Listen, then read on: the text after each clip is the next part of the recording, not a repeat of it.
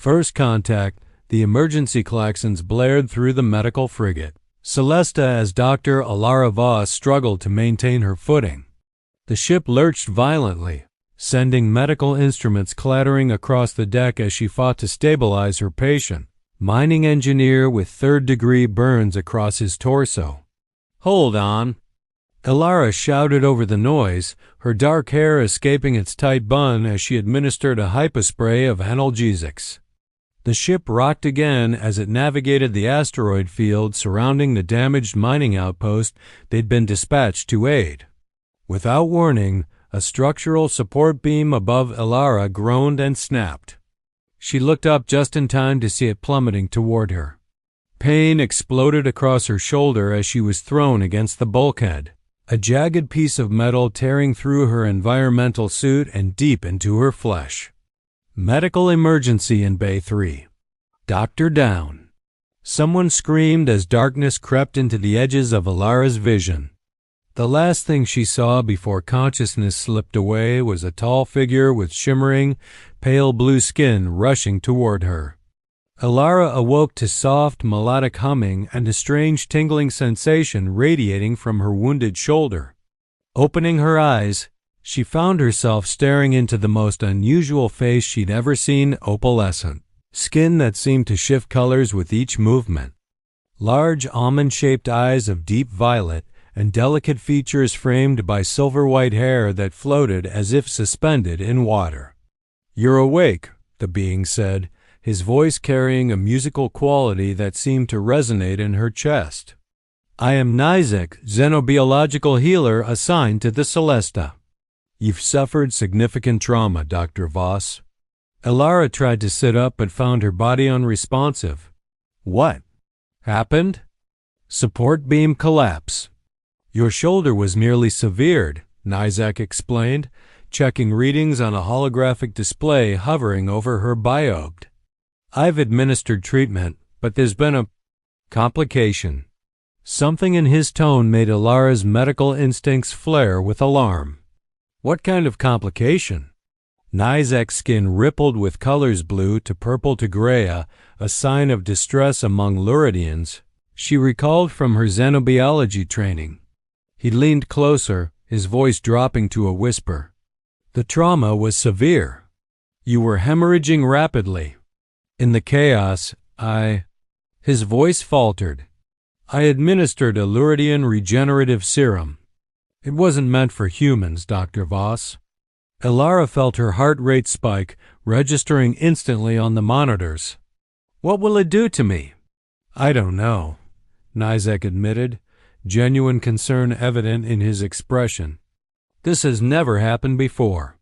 The serum contains neurosympathetic compounds that facilitate Luridian healing through shared consciousness. In humans," he trailed off. As he spoke, Alara felt a strange warmth spreading from her shoulder throughout her body. More disturbing was the sudden flash of emotion that wasn't her own anxiety, fear, and underneath it all, a curious fascination directed at her. "I'm feeling," she began, confusion clouding her thoughts. "What I'm feeling," Nizek finished, his violet eyes widening. "It's already beginning." Echoes of the mind. Alara's recovery in the isolation unit of the Celesta's medical bay was anything but normal. As the Luridian serum integrated with her system, her perception of reality began to shift. Colors appeared more vivid, sounds carried emotional undertones, and most disconcertingly, Nizek's presence triggered cascades of foreign memories and sensations that weren't her own. "It's called resonance," Nizek explained on the third day, his skin pulsing with gentle blue-green hues that Alara now recognized as concern mixed with scientific curiosity. Among Luridians, the serum creates temporary empathic bridges during healing. But in your case, it's not temporary. Alara finished his thought before he could speak it, a phenomenon that had been happening with increasing frequency. She rubbed her temples, trying to sort his thoughts from her own. "I saw your childhood home today, a dwelling carved into living crystal beneath an amber sea." Nizek's skin flashed with surprise.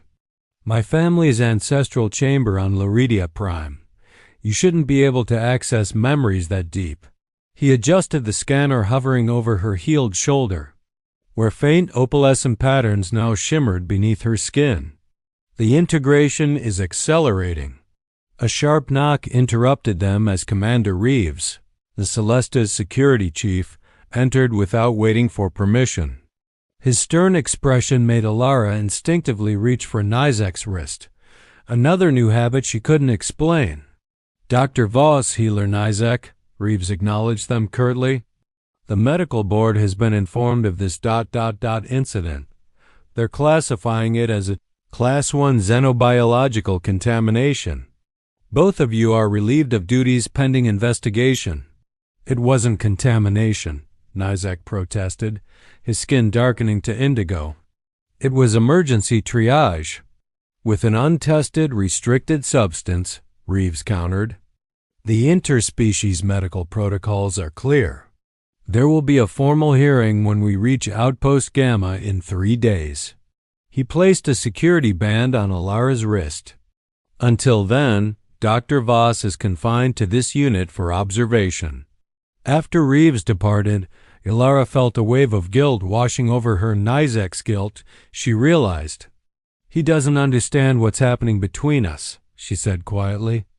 I'm not sure I do either, but I know it's not just contamination.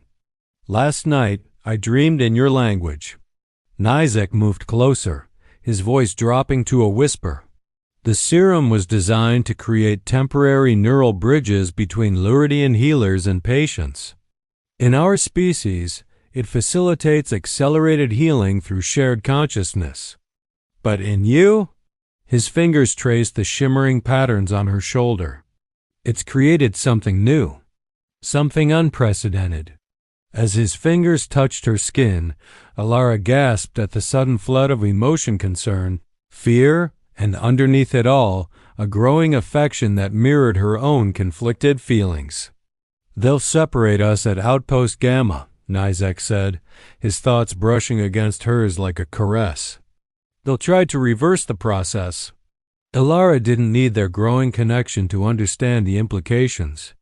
And if it can't be reversed? Then standard protocol dictates indefinite quarantine. Possibly worse. Nizek's skin shifted to a deep purple. There are those who fear interspecies integration, who believe some boundaries should never be crossed. That night, as Alara drifted between sleep and wakefulness, she felt Nizek's consciousness brush against hers across the ship. A decision crystallized between them without words being exchanged. By morning, their shared plan was set in motion. Fugitives among the stars, we need to go now, Nizek whispered as he entered Alara's isolation room during the ship's night cycle. His skin was muted to minimize its natural luminescence, and he carried a small medical pack. I've disabled the security feeds for this section, but it won't last long. Alara was already dressed, having felt his approach through their strengthening bond. The medical shuttle? Prepped and ready. I've programmed the navigation system for Nexus 7. He helped her remove the security band using a medical override code. Dr. Talenvex is there, the foremost xenobiologist in the sector. If anyone can help us understand what's happening, it's him. They moved silently through the darkened corridors of the Celesta, their connection allowing them to communicate without words. Alara could feel Nizek's anxiety pulsing alongside her own, but beneath it was a steely determination that steadied her. When they reached the shuttle bay, Alara hesitated. We're throwing away our careers. Our lives. Nizek turned to her, his violet eyes intense. What's happening between us could revolutionize interspecies medicine. Or it could kill you as the integration progresses. His skin rippled with emotion. I can't let them separate us before we understand it. The moment they launched the shuttle, alarms blared throughout the Celesta. Emergency cones crackled to life, Commander Reeves's angry voice demanding their immediate return. Too late, Alara murmured as Nizek piloted them away from the medical frigate. activating the shuttle's emergency medical priority codes to prevent immediate pursuit. The 3-day journey to Nexus 7 transformed their connection in ways neither had anticipated. In the confined space of the shuttle, their resonance deepened exponentially. Ilara began to exhibit Luridian traits, her eyes developing a subtle violet hue, her emotional states causing faint color changes beneath her skin at the sight of her healed wound. Nizek, in turn, found himself experiencing human dreams for the first time, vivid, chaotic images instead of the ordered thought patterns of Luridian sleep. They took turns at the controls, learning to navigate the increasingly blurred boundaries between their consciousnesses. On the second night, as they drifted in the space between star systems, Ilara awoke to find Nizek watching her, his skin glowing with a warm golden hue she hadn't seen before. "What does that color mean?" she asked softly, though she could feel the answer radiating from him. Instead of speaking, he reached for her hand, placing it against his chest where Luridian's primary heart beat steadily. The contact sent a cascade of sensation through their bond affection, desire, and a profound sense of connection that transcended mere empathy. "Among my people," he finally said, his voice barely audible, "this is the color of bonding, of recognition." Ilara moved closer, drawn by emotions that were both foreign and familiar. Is this happening because of the serum, or was the serum just the catalyst? "Does it matter?" Nizek asked, his fingers tracing the luminescent patterns that now spread from her shoulder across her collarbone. Their first kiss answered questions neither had voiced, a sensation that echoed through both their minds, doubling and redoubling the experience. As physical intimacy blended with their mental connection, boundaries dissolved entirely, leaving them wrapped in a cocoon of shared consciousness and desire. They arrived at Nexus 7 as changed beings, neither fully human nor Luridian, but something new, something that existed in the space between species. And waiting for them was Dr. Talon Vex, whose research would either validate their transformation or confirm their greatest fears. The synthesis Nexus 7 loomed before them, a massive space station constructed from the hollowed-out remains of an asteroid, its surface bristling with docking bays, research facilities, and the eclectic architecture that characterized neutral trading posts throughout the galaxy. As Nizek guided their shuttle toward the medical sector, Ilara felt the familiar pressure of his anxiety mingling with her own. "Dr. Vex doesn't know we're coming," she said, not as a question but as a shared realization through their bond. "No, but his research on xenobiological integration makes him our best hope." Nizek's skin rippled with uncertainty as he transmitted their landing credentials. "And Nexus 7's independent status means we'll have some protection from Celesta's authorities, at least temporarily." The docking process completed with surprising ease. But as they disembarked, Ilara sensed a shift in their shared consciousness. The mental space between them seemed to expand, filled suddenly with the emotional static of thousands of beings from dozens of species. She stumbled, overwhelmed by the sensory input. "Focus on me," Nizek urged, taking her hand. His touch anchored her, creating a buffer against the psychic noise. "The serum appears to be enhancing your natural empathic abilities beyond just our connection." They made their way through the crowded medical sector, both acutely aware of the stares their unusual pairing attracted. Humans and Luridians rarely worked together outside official capacities, and never with the intimate synchronicity they displayed.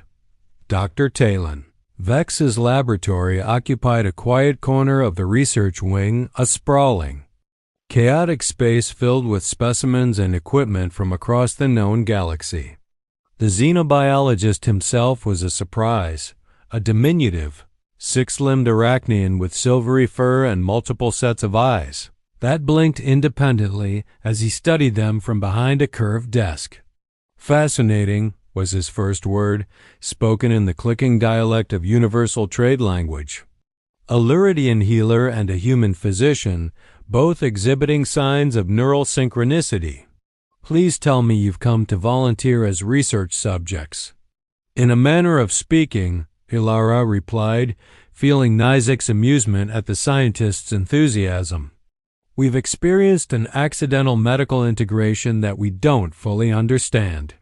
Over the next hour, they explained their situation while Dr. Vex conducted increasingly elaborate scans, his excitement growing with each new discovery. The Luridian regenerative serum contains consciousness-sharing compounds that shouldn't be compatible with human neurology, he explained, manipulating a three-dimensional model of Ilara's brain. But your neural structure contains a rare variant of the EMPX3 gene present in less than 0.01% of humans.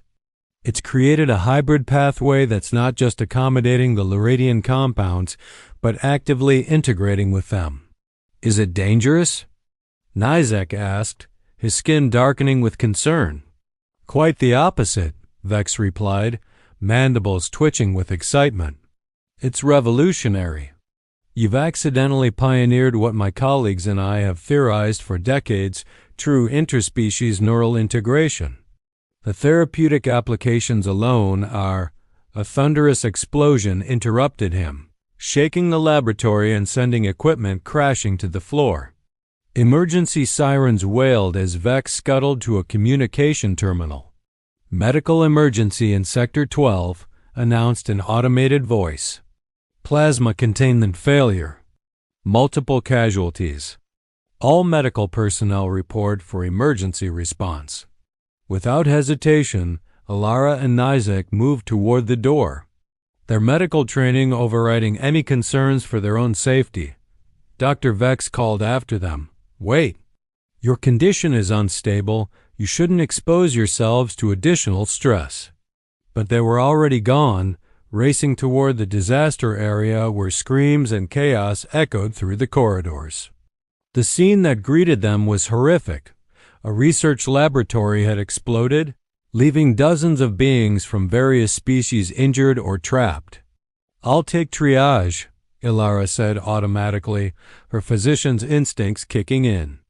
Nizek nodded, already moving toward a critically injured cetacean whose aquatic breathing apparatus had been damaged. As they worked, something extraordinary happened. Their shared consciousness expanded, creating an unprecedented efficiency. Ilara could diagnose patients, and Nizek would instantly know what treatments to prepare. He could sense trauma beneath seemingly intact tissue, guiding Ilara's hands to injuries invisible to standard examination. When a young Meridian child was pulled from the wreckage, her unique physiology confounding the station's medical staff, Ilara and Nizek worked as a single entity. Their merged consciousness accessed Nizek's knowledge of exobiology and Ilara's surgical expertise simultaneously, allowing them to stabilize the child when neither could have succeeded alone. Hours later, exhausted but exhilarated, they returned to Dr. Vex's laboratory to find the xenobiologist, watching recordings of their work with all four sets of eyes wide in amazement. "You've just demonstrated the most advanced form of medical symbiosis I've ever witnessed," he said, mandibles clicking rapidly. "And you've saved 17 lives that would otherwise have been lost." As the adrenaline of the emergency faded, Ilara felt Nizek's consciousness envelop hers like an embrace. In the quiet of their shared mental space, they reached a silent understanding. What had happened between them wasn't just an accident or a medical anomaly. It was evolution. New Horizons. The summons from the Interspecies Medical Council arrived 3 days later, delivered by a somber-faced judicial officer, whose formal uniform seemed at odds with the controlled chaos of Nexus 7. Dr. Ilara Voss and Healer Nizek of Luridia, she intoned, "You are hereby ordered to appear before the Council to address charges of illegal xenobiological experimentation, violation of quarantine protocols, and theft of medical transportation." Dr. Vex, who had appointed himself their unofficial advocate, waved his upper limbs dismissively. Bureaucratic nonsense. I've already submitted my preliminary findings to the Council. Your integration represents the most significant medical breakthrough of the decade. Will it be enough? Alara asked, unconsciously leaning into Nizek's presence, both physically and mentally. Their bond had stabilized over the past days, allowing them to function independently while maintaining their connection, a development that Dr. Vex had documented with obsessive thoroughness. Truth rarely needs more than the opportunity to be heard, Nizek replied, his skin shimmering with calm determination. The council chamber aboard the governance vessel that arrived at Nexus 7 was imposing a hexagonal room with tiered seating for representatives of the 6 founding species of the Interstellar Medical Alliance. At the center stood a single platform where Alara and Nizek were directed to stand, their neurological activity projected on displays visible to all present. Commander Reeves was there, his testimony painting their actions as dangerous and reckless. The unauthorized use of species-specific medical compounds represents a fundamental breach of our most sacred protocols, he concluded, glaring at them. Protocols established after the Calderon Plague nearly decimated 3 civilizations. The Council's questions were pointed and technical, focused on the potential dangers of their condition. Through it all, Alara and Nizek stood united, their shared consciousness providing a strength neither would have possessed alone.